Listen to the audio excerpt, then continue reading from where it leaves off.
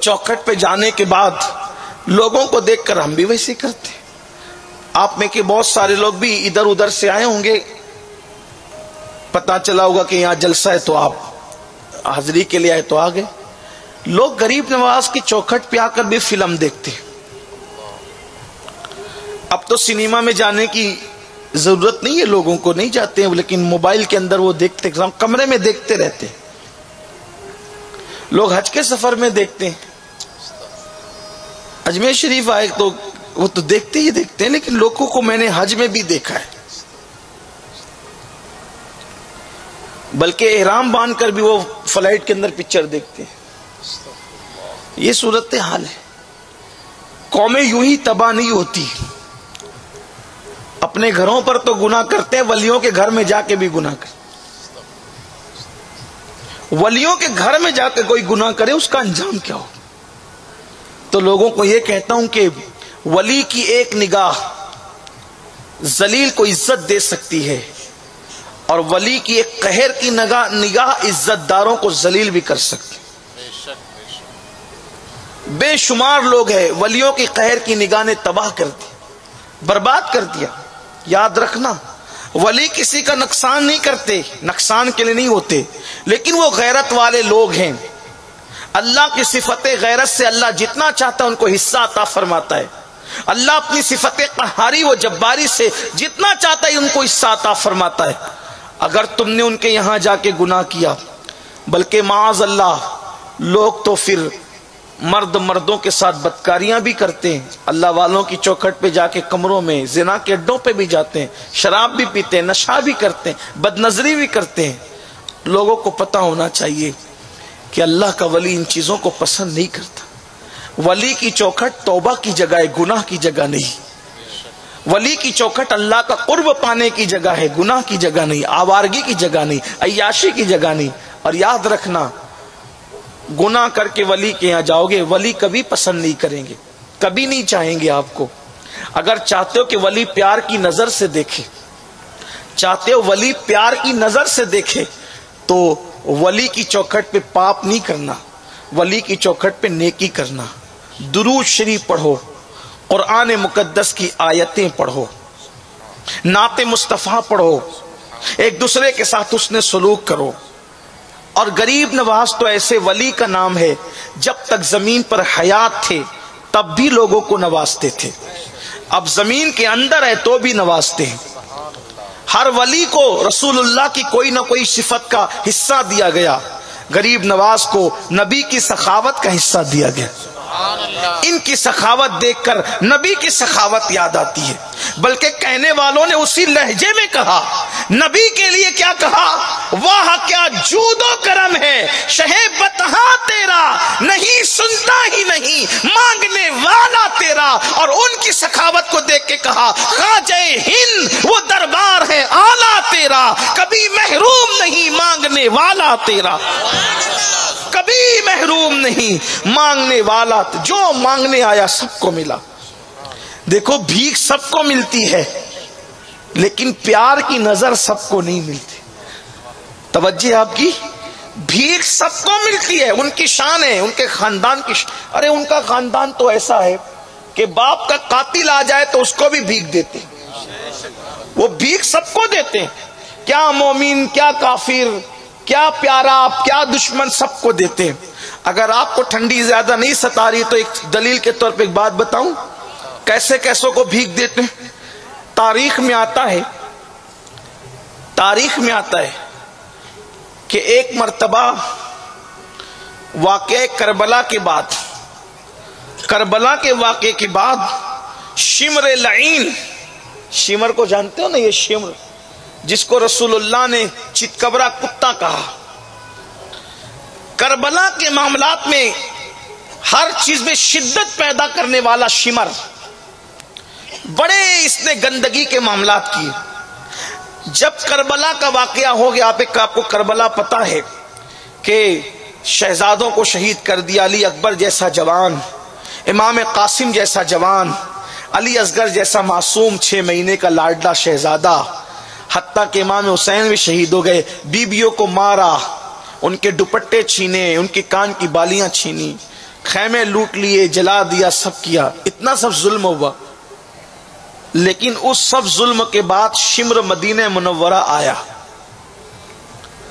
اس ظلم کے بعد شمر مدینہ منورہ آیا تو سارے مدینے والوں نے اس کو دیکھ کر اپنے دروازے بند کر لیے. سب مدینہ منورہ والوں نے اس کو دیکھ کر اپنے دروازے بند کر لیے. امام زین العابدین کا دروازہ ہر وقت بند رہتا تھا. آپ کربلا کے بعد کسی سے ملتے جلتے نہیں تھے، کسی سے جلدی سے بات چیت نہیں کرتے تھے، کیونکہ آپ روتے ہی رہتے تھے. آپ کو بڑا دکھ تھا، ہمیشہ غم کا ایک ماحول تھا، اور لوگ کہتے تھے کہ آپ اتنا روتے کیوں ہیں؟ آپ کے صاحبزادے امام محمد باقر نے کہا تھا، بابا آپ اتنا روتے کیوں ہیں؟ فرمایا بیٹے جو کربلا میں نے دیکھا ہے، اگر تو دیکھ لیتا تو تیرا بھی وہی حال ہوتا جو میرا حال ہے. بلکہ امام زین العابدین کہتے تھے یعقوب علیہ السلام تو 50 سال تک روتے رہے، آنکھیں سفید ہو گئی، کیونکہ یعقوب نے ایک یوسف کھویا تھا.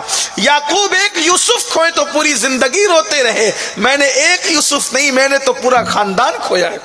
اپنی نگاہوں کے سامنے میں نے خاندان کٹتے دیکھا ہے. امام باقر سے امام زین العابدین نے کہا بیٹا میں نے اپنے باپ کی لاشوں پہ گھوڑے دوڑتے دیکھے، اپنے بھائیوں کے لاشوں پہ گھوڑے دوڑتے دیکھے، اپنے گھر کی خواتین کے خیمے جلتے دیکھے، ان کے دوپٹے چھینے ہوئے دیکھے، میرے گلے میں توق ڈالا گیا. اس طریقے سے وہ داستان بیان کرتے جاتے اور روتے جاتے.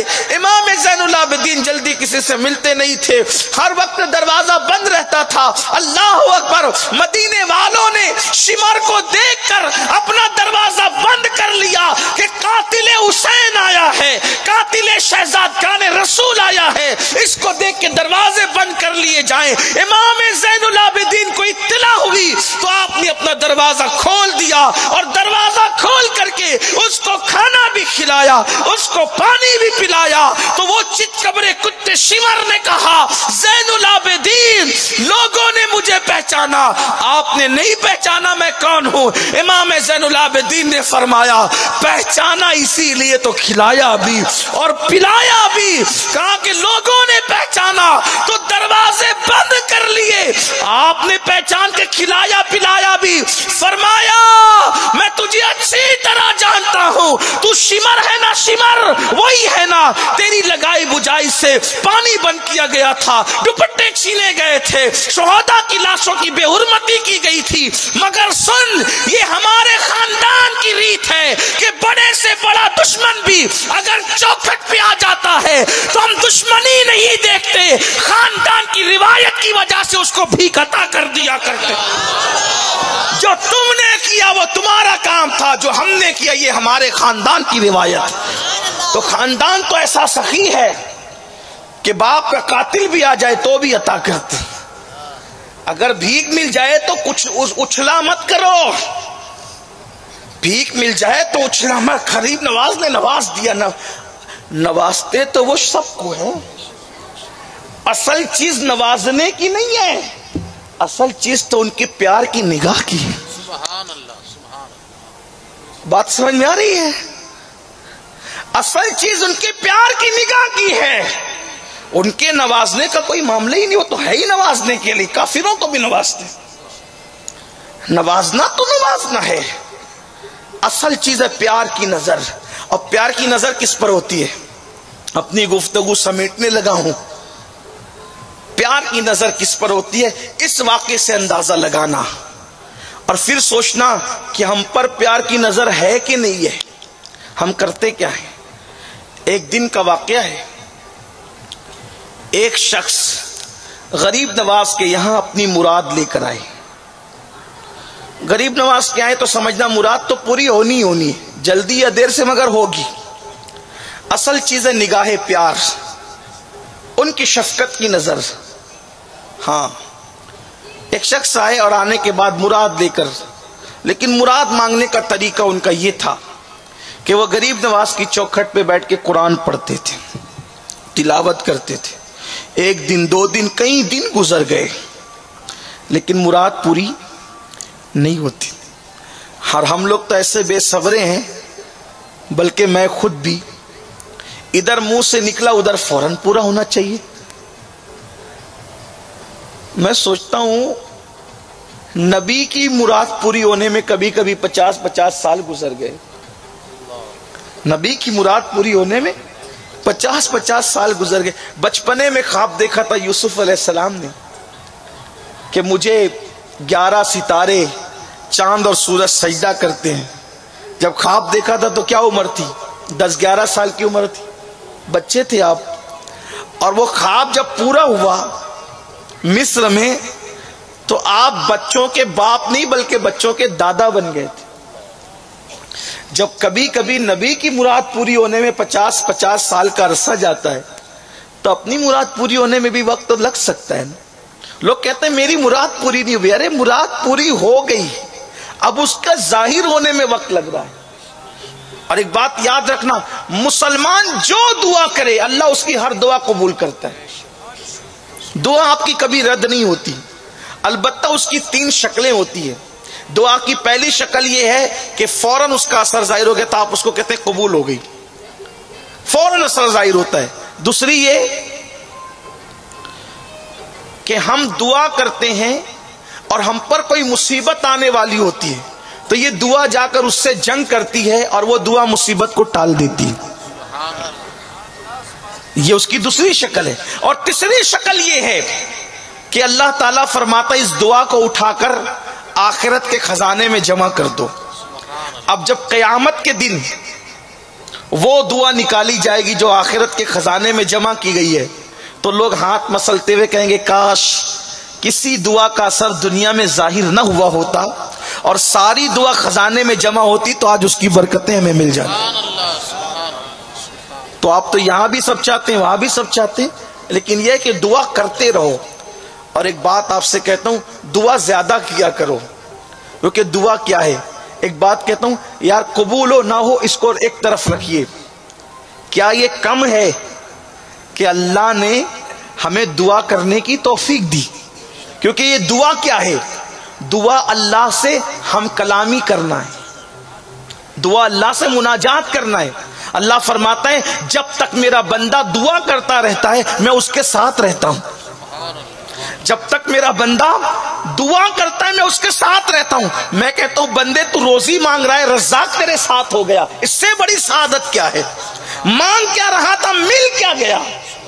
کیا یہ کم ہے؟ واللہ اگر دعا معاذ اللہ قبول نہ بھی ہو، حالانکہ مومن کی دعا کبھی رد، اس کے 3 درجے میں نے بتائے، تو اللہ ہمارے ساتھ ہو جائے تو بتاؤ جتنی دیر تک کہ خاص معیت اللہ کی نصیب ہوتی ہے، کب؟ جتنی دیر تک ہم دعا کرتے ہیں. اس لیے دعا کرتے رہا کرو. تو بہرحال عرض کر رہا تھا کہ وہ مانگتا رہا، تلاوت کرتا رہا، لیکن اس کی فریاد پوری نہیں ہوئی، اس کی مراد پوری نہیں ہوئی. تھوڑی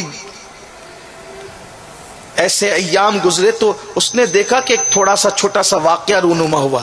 چھوٹا سا واقعہ یہ تھا کہ ایک نچنیا آئی اور اس نچنیا نے کہا خواجہ یہ دے، خواجہ مجھے یہ دے. جیسے کا خواجہ مجھے یہ دے فوراً اس کی مراد پوری ہو گئی. اس کو آیا غصہ. کس کو؟ جو تلاوت قرآن کر کر کے غریب نواز سے مانگ رہا تھا، اس کو غصہ آیا. اس نے قرآن شریف اٹھایا، طاق میں رکھا اور اپنے دونوں ہاتھ غریب نواز کی چوکھٹ پہ مارا. اپنے دونوں ہاتھ غریب نواز کی چوکھٹ پہ مارا اور چوکھٹ پہ ہاتھ مار کے کیا کہتا ہے؟ خواجہ تیرے یہاں انصاف نہیں ہے. اب دیوانوں کا تو حال ہی کچھ بھی ہے، وہ تو کہتے ہی کچھ بھی ہے. تیرے یہاں انصاف نہیں ہے خواجہ، کئی دن سے پڑا ہوا میں یہاں تجھ سے مانگ رہا تھا، مجھے نہیں دیا. وہ نچنیا جو ناچتی ہے، گانے گاتی ہے، اس نے کہا خواجہ دے اور دے دیا اس کو. یہ کہہ کر کے چلا. جیسے ہی جا رہا تھا غریب نواز کا احاطہ چھوڑ کر، سیرت نگاروں نے لکھا ہے کہ سامنے سے ایک نورانی چہرے والے بزرگ بڑے وجیح اور حسین و جمیل سامنے سے آتے ہوئے نظر آئے. انہوں نے خود سے سلام کیا اور فرمایا بیٹے کہاں جا رہے ہو؟ ان کو بھی اس نے وہی کہا یہاں انصاف نہیں ہے. معاذ اللہ اس نے کہا یہاں انصاف نہیں ہے. کیا ہوا؟ اتنے دن سے پڑا پڑا بھیک مانگ رہا تھا، کچھ نہیں دیا. ایک نچنی آئی کا خواجہ دے دے، اس کو دے دیا. انصاف نہیں، میں جا رہا ہوں. اس آنے والے بزرگ نے جن کا چہرہ بڑا نورانی تھا، من موہنی صورت تھی، دل ربا صورت تھی، انہوں نے کہا بیٹے جا، تیری مراد بھی پوری ہوگی۔ جو مراد دے کے آیا تھا جا تجھے بھی دے دیا گیا۔ جب کہا کہ جا تیری مراد پوری ہوگی، کہا آپ کون ہیں اتنی بڑی بات کہنے والے کہ تیری مراد بھی پوری ہو گئی، مجھے پتا تو چلے کہ آپ کون ہیں۔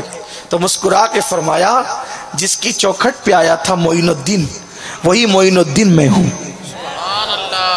وہی میں ہوں، جا تیری مراد بھی پوری ہو گئی۔ قدم پکڑ دیے، سرکار معاف کرنا، لیکن یہ بتائیں کہ اس کو اتنی جلدی دیا اور مجھے اتنی دیر لگائی؟ تو جواب دیا بیٹے دراصل وہ جو نچنیاں آئی تھی نا گانے ناچنے والی، میں اس کو پسند نہیں کرتا تھا، نہ اس کی آواز کو پسند کرتا تھا نہ اس کو پسند کرتا تھا، اس نے ایک آواز لگائی خواجہ دے دے، میں نے دے دیا تاکہ وہ جلدی سے چلی جائے، وہ میری چوکھٹ پہ نہ رکے، میری چوکھٹ پہ نہ بیٹھے، جلدی سے چلی جائے، میں نے دے دیا، چلی گئی وہ۔ لیکن چونکہ تو تلاوت کرتا تھا اور تیری آواز بہت خوبصورت ہے اور تیری تلاوت مجھے بہت پسند ہے، اس لیے میں دینے میں دیر کر رہا تھا کہ جتنا دینے میں دیر کروں گا اتنا تو بیٹھ کر کے تلاوت کرے گا، تو تلاوت کرتا رہے گا، میرا دل بہلتا رہے گا۔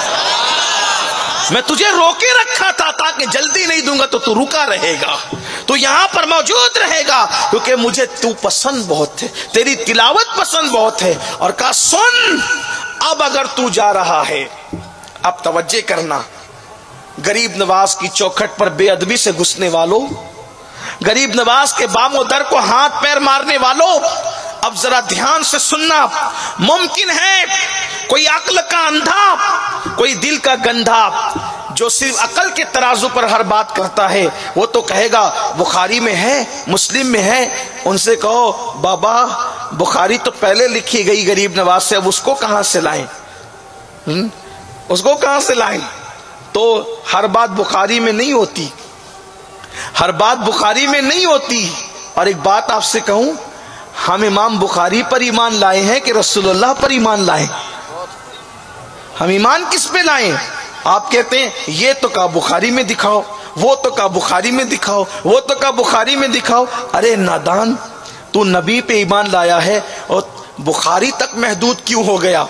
ہونا تو یہ چاہیے ہم نبی پر ایمان لائے، ہم کتاب نہیں دیکھتے، ہم تو نبی کا قول دیکھتے ہیں۔ اگر ہمارے نبی کا قول دیوار پہ لکھا ہوا ہو تو ہم اس کو بھی ماننے کے لیے تیار ہو جاتے۔ ہمیں کتاب سے کیا مطلب، ہمیں تو نبی کے فرمان سے مطلب ہے، بلکہ کتاب کی عزت اس لیے کرتے ہیں کہ اس میں فرمان مصطفیٰ موجود ہے۔ سبحان اللہ، یہ فکر ہونی چاہیے، یہ سوچ ہونی چاہیے۔ اور بہرحال سرکار غریب نواز نے فرمایا تیری مراد تو پوری ہو گئی، اس کو جلدی دیا وجہ یہ تھی، تجھے دیر سے دیا وجہ یہ تھی کہ تیری تلاوت مجھے پسند تھی، لیکن جاتے جاتے ایک چیز دیکھتا جا۔ اپنا کرتا ہٹایا پیٹھ سے، کہا دیکھ کیا ہے؟ تو دیکھا کہ پیٹھ پر انگلیوں کے نشان تھے، پیٹھ پر انگلیوں کے نشان موجود تھے۔ اس نے کہا حضور یہ کیا ہے؟ آپ کی پیٹھ پر کس گستاخ نے یہ انگلیوں کے نشان لگائے ہیں؟ فرمایا یہ تیری انگلیوں کے نشان ہے، تو نے میری چوکھٹ پہ جو ہاتھ مارا تھا وہ ہاتھ کے نشان چوکھٹ پہ نہیں بلکہ میری پیٹھ پر پڑے۔